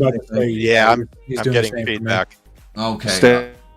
Yep, we'll stand by. Go ahead and get that fixed, and we'll continue that interview in one moment. But we'll go ahead and move to the winner of our race here at the Wanda Potts Memorial 120, Justin Potts, her grandson. How's it feel to come out here and win this race for your grandmother? Dude, I have no words. That battle between me and Goldman throughout the race, that was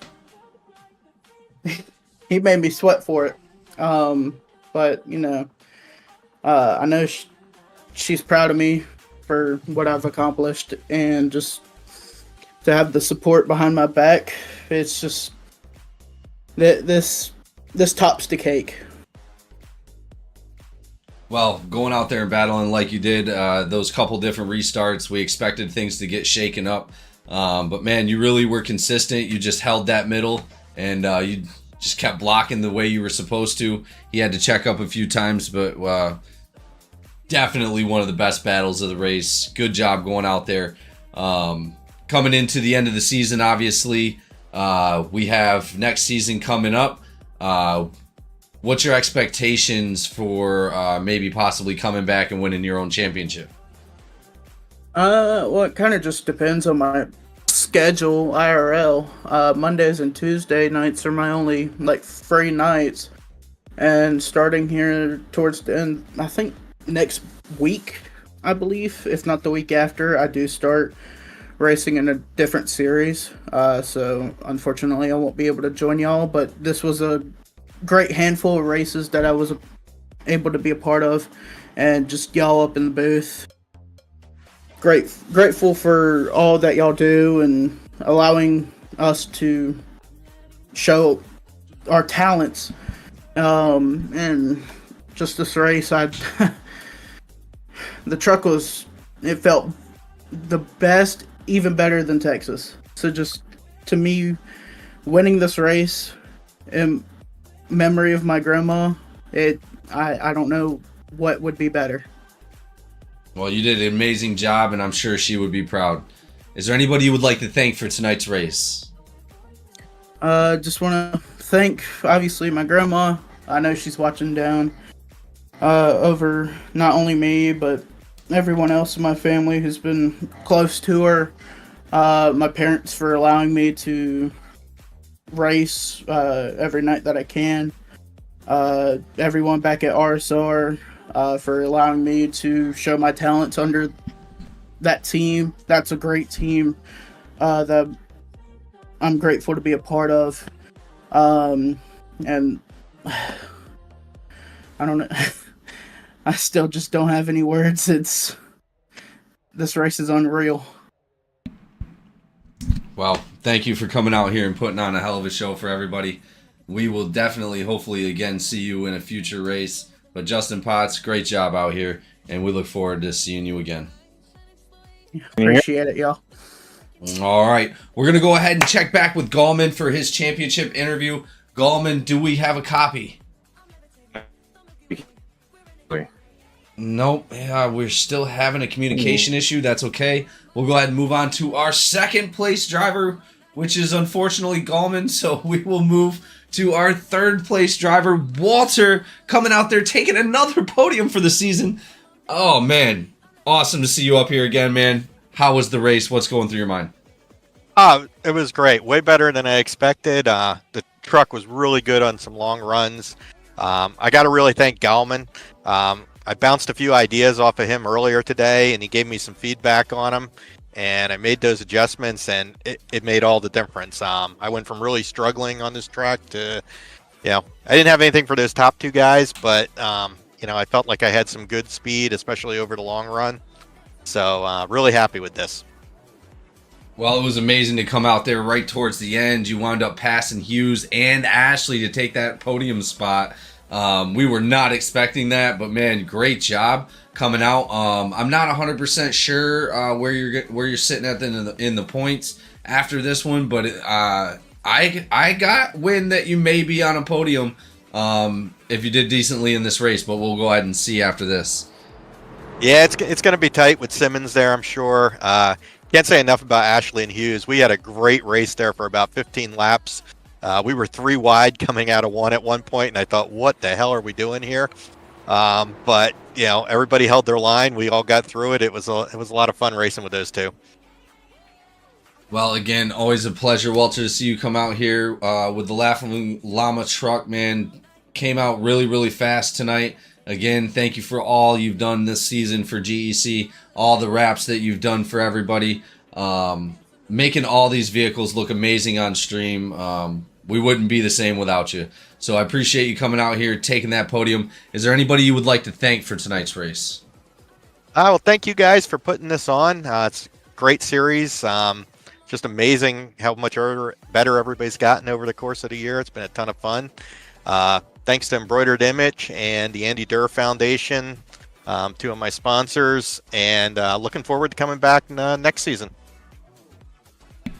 Oh, and I'm sure we are going to be excited to see you maybe take a championship home for yourself. That would be awesome. Just want to keep running up front and get that first win. Good job, man. Good job all season, and we look forward to it. All right, we're going to go ahead and check back with Gallman, not only our second place driver, but our champion for the season. Gallman. Can you hear me this time? I got him. We are good to go. Third time's a charm. Man, I'll tell you, hell of a season coming out here, taking the championship. Well, how's it feel? It feels great to be able to race with the field that we had. They pushed me each and every week to prepare like I did. To get better. So, and I hope that we all feel that we got better as the season went along.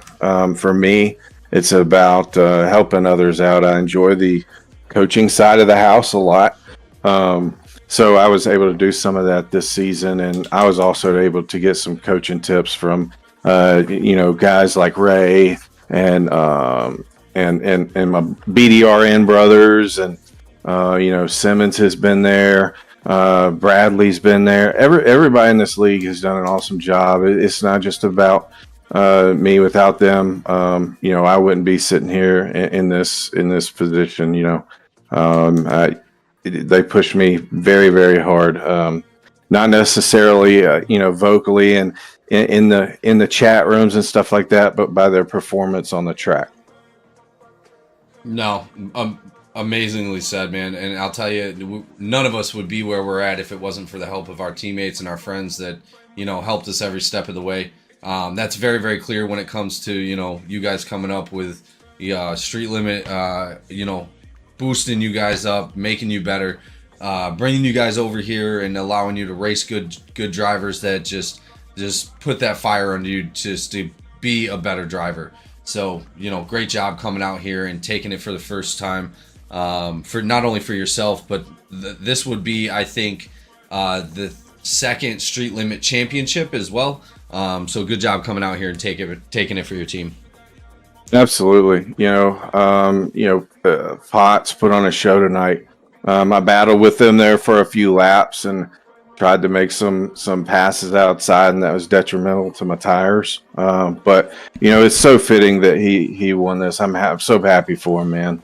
And I'm glad we were able to do what we did for his grandmother tonight and doing the 3 wide salute. That was really cool. Yeah, family means a lot to all of us here at GC, and we would love nothing more to express to our community and our drivers that we would do anything for you guys, and it was a pleasure.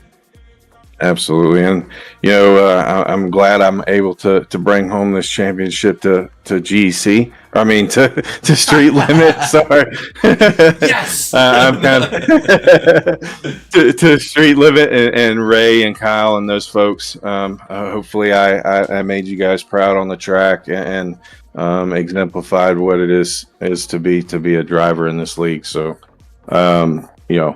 I look forward to future racing in this league, and I can't wait for next season. Awesome. Well, again, I will let Hanneman, if Hanneman, you got anything for Gallman? I gotta say what I said pretty much before the race, man. All year long. And this is from not just from an owner, but as a friend, Gallman. You have shown nothing but world class on this track. Every single week you come out here and you prove to everybody that, a short track guy like yourself can also do it in the trucks. I don't think there was never a week where we doubted you any way, shape, or form. You put on an extraordinary show, and from all the fans, all the Street Limit employees, like Mom, who watches every single race, Tash, who supports in the chat, everyone that's in the chat right now, Harrison, Lynch, everybody, every single person that we race with, and we make Street Limit the family. We just gotta say congratulations, man. You put on one hell of a show this season, and back-to-back leagues, winning championships. Man, I know that feels good right now for you, and I'm very proud of you and excited for you, and happy to see what happens here in the next little bit and what you can do. For sure, man. I appreciate those kind of words, and I want to thank a few folks before you guys let me go. But first and foremost, my Lord and Savior above. I wouldn't be sitting where I'm sitting in life and here without them. Thank you to Street Limit, Ray and Kyle, and all the fans out there. Like you mentioned, Ray. It's awesome to see the chat when you go and watch the replay. And my BDRN brothers, I gotta say it like that, guys. I gotta say it like that. We push each other each and every week in officials and on the short tracks, and it's just it's fun. I enjoy racing with my dad. Thanks to him, he pushes me really hard. Now that he's got his direct drive wheel, it's a whole different ball game. So I gotta step it up. And my wife, my son, for allowing me to take the time to do this. And I'm looking forward to a break. It's been a long season, and Walt at Laughing Llama Raps, man, I'm glad he was able to use the info I was able to help him out with and put it to good use and help it translate over the track. And thank you for the paint schemes, and man, they're awesome. It's pretty sweet. I appreciate it, guys. Awesome. Well, again, thank you so much. Amazing show. All of you guys did a great job. We look forward to seeing you all next season. And for everybody else that showed up here at GEC NASCAR, we'll take this month off, but we also look forward to seeing all of you next season. GEC NASCAR. Whoa. We'll see you then. Wait, are we gonna do the two other drivers?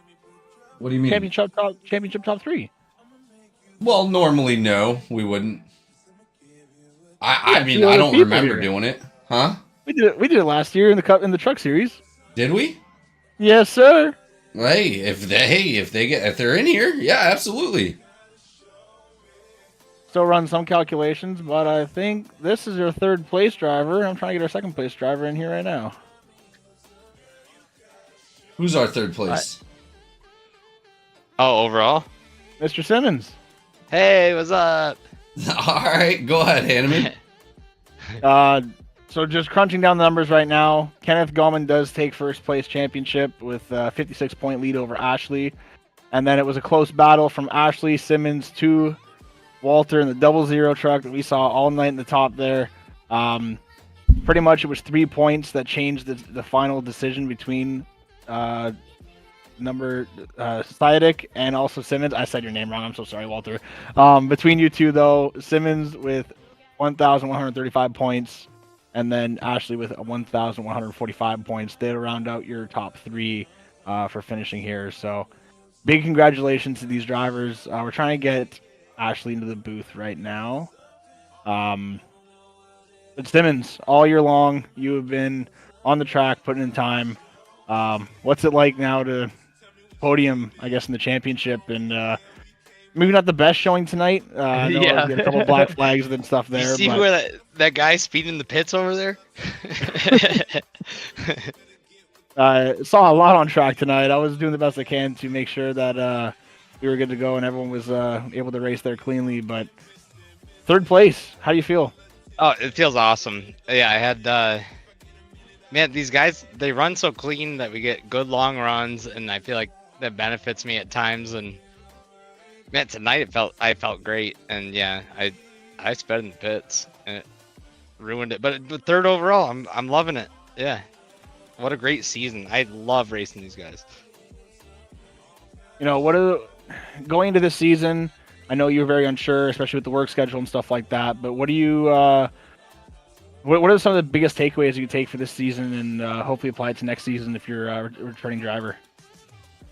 The big thing is I learned the most about race strategy and the give and take between what's happening in the race and when to do things is really the only reason I could win. I can't win on pure pace, so I have to get really smart with it. So I'm going to take that in the next season, and hopefully not too many people look at what I'm doing, you know. No, 100%. I get that. I mean, with the win at Charlotte Motor Speedway, with the win at Daytona as well, you know, 2 kind of, I guess, fuel races, definitely cemented greatness within the league, coming in third, getting those 2 wins as well. You know, seeing you improve every single week on the track, it's been nothing but amazing to see. So happy you're able to stick it out. Happy you're able to place in third there. Anybody you'd like to thank for the third place runner-up here in the GEC? Yeah, absolutely. First and foremost, thank you guys and everybody in the league. It was a wonderful time. The best league I've ever been in. I've had a great time. I want to thank Dusty's Paint Shop for my sick livery here. I want to thank Sydney. She's watched every race and rooted me on. And shoot, if I miss anybody, I wasn't expecting this, so yeah. I might be missing some people, but yeah, they know. Well, there you have it, folks. That's the 74 Kyle Simmons there, rounding up the top, the third spot in her championship. And we're going to hand the mic over to Griffin as Ashley has now joined the channel, as this is her second place driver, the runner-up in her championship. Not quite there, missed out just by a couple points, but all in all, to say the least, it was an amazing season. Griffin, take it away with Ashley there. Yes, sir. Ashley coming out here, taking the second place on the podium for the championship here at GEC NASCAR Street Limit Truck Series. Thank you so much for coming out here, putting out so much effort. What's going through your mind about maybe this season, but maybe possibly even taking the championship next season? I don't know. Gallman, he helped me out a little this week practicing, but it didn't help very much. I still can't do what he's doing. But I hate it. I didn't get to race Simmons a little more. He sped in the pits like a rookie, so I was able to get him pretty easy. Well, coming into this race, obviously, you had enough points to be able to possibly strike out. You put some pressure definitely on Gallman a little bit, because if he would have, probably had a bad race, it had shook things up a little bit. There was some concern in the broadcast that, he's got to keep Ashley behind him. Just being able to put that kind of pressure on the champion coming into a season that you guys have never, or a series that you guys have never raced before. Well, as far as like GEC wise, you did a great job coming out here, man. Hell of an effort, all season. I appreciate it. I enjoy racing with y'all. I saw Gallman and Potts up there racing pretty hard. I wasn't wanting him to wreck out, but it would have mixed things up a little bit. No, it definitely did. Well, we thought the mix up was coming in when those yellow flags came out with those restarts, man, and you guys did a hell of a job of keeping it all green, and really a great job. And man, we look forward to seeing what you got next season as well. Yeah, I appreciate y'all. Enjoy racing with you. Absolutely. Anybody you'd like to thank? I gotta thank my boys, otherwise they'll give me grief. Brandon, Brandon, Ryan, and Brian. Yeah, there you go. They should be happy. Well, thank you so much, Ashley. It's always a pleasure to see you out on the track, and hopefully we see you out there next season. Oh, you'll see me. 10-4. All right, ladies and gentlemen, those are your championship podium drivers for GECE NASCAR Street Limit Truck Series. Thank you all for coming out once again. We will see you next season. Over and out.